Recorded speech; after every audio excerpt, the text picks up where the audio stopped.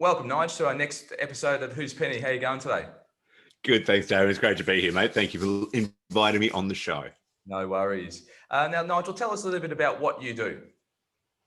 So I'm the head of media for Backable, which is one of the Philotimo Group entities. So Backable is essentially a business support mechanism. It comes across multiple platforms, and it came out of, we'd been doing the podcast Backable, which explores the high performance habits of top performing people around the world, really and to give the SME community some leg ups and some ideas of how to get to that next level.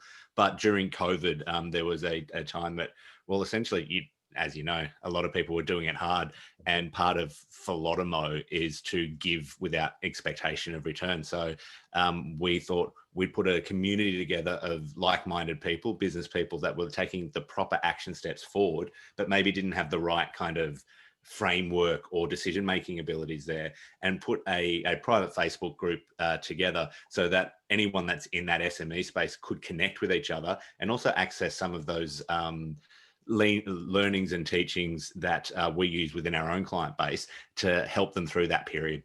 And yet you're on, I think you've got an episode comes out a live episode every Wednesday. You've also got a podcast. And who is the key presenter in all of those, all those mediums? So the talent, as we call him, and he calls himself, is the CEO. That's Tim Krachira. So he's the head of Philotimo and also the main host of Backable, and he also hosts our weekly Zoom meet as well. So using his knowledge of 15 years worth of experience in growing and selling businesses, he's particularly in that SME space, he's just giving out the knowledge that he's got and answering the questions that people have at the time, and there's some curly ones in there. There are. Now, so tell us a little bit, what's the current marketplace that you're experiencing and you're seeing at the moment, coming towards the end of the year now? Coming towards the end of the year, well, I'm in a really enviable position because we've created a community of people that are looking at the world in the right way, if you want to call it that. So we've surrounded ourselves with people that are looking at opportunity. And some of them, it's taken a little while to kind of get the engines rolling into that. But from where I can see from a client base and from people that are in that community, everyone's going great guns. I mean, the amount of conversations I've had from people out and about in my networking and whatnot lately, that there's too many sales coming through, it's providing an interesting challenge, but really good conversations as well. And in terms of those challenges, is clearly dealing with too many sales. Are you seeing any other challenges as well? There's some from that I've heard rumblings from. They're the people that maybe took their foot too far off the gas pedal during COVID and let that kind of experience affect them. And now they're trying to run to catch up to the people that used it as a time to jet themselves forward. So there are those challenges. And obviously there's certain sectors which are really under the pump or have been got really hit hard. But even in those, in hospitality and tourism, the people that I'm seeing, like, people are hiring hand over fist in hospitality at the moment, which is brilliant. It's an industry that really found a way to navigate through the situation, whether it was home delivery, consumer goods delivery. It just really changed the whole landscape. And I think it's just been really, the community will benefit out of it. Maybe not now, but certainly in the next 6, 12, 18 months, because that will also evolve with that contact again.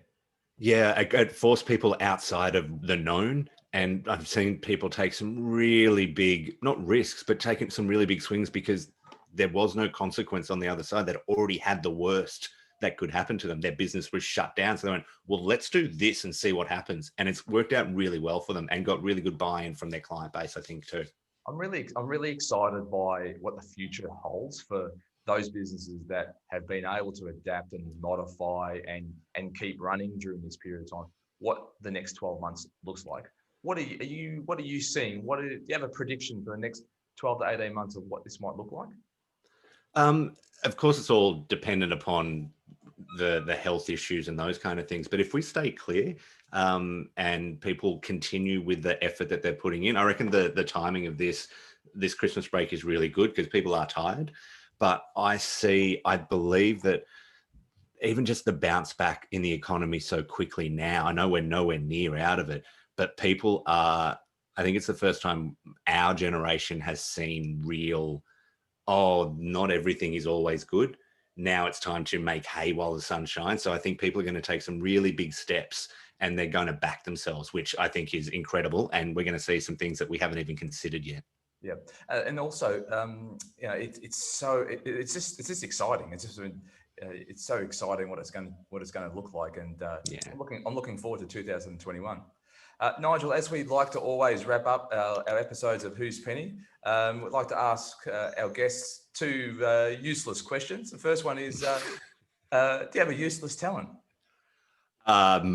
Mostly people consider most of my talents useless. I have a degree in acting, so that sort of goes there. But one useless talent that I have is that I am quite a good juggler. Right. With anything specific?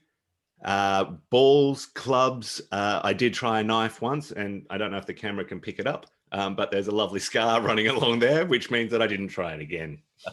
And what about what is an old trend that you'd like to come back? An old trend that I'd like to come back. I want laugh tracks on sitcoms to come back, but I want the laugh track not to go on a sitcom, but I want laugh tracks to go on dramas, just to see what the effect would be and to see if we can lead somebody down that road. Well, Nigel, thanks very much for spending some time with us today. Although it's taken a long time, we finally got there. Thanks very much. Have a nice break, and we'll be talking soon. You too, mate. Merry Christmas. No worries. See ya.